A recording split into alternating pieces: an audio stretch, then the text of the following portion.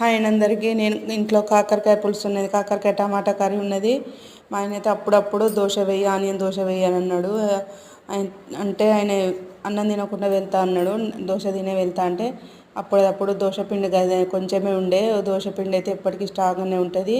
మళ్ళీ ఈరోజు దోశ కోసం అయితే ప్రిపేర్ చేస్తున్నాను. నానబెట్టాను పప్పు బియ్యం. అయితే దోశ పిండి ఉంటే అందులో ఒక ఆనియన్ చిన్న చిన్న కట్ చేసి సన్నగా ఒక 2 పచ్చిమిర్చి తరిగి వేసి అయితే దోశ వేస్తున్నాను. ఆ దోశలోకి పల్లీలు, పుట్నాలు అయితే వేయట్లేదు. పుట్నాలు వద్దన్నాడు మా ఆయన.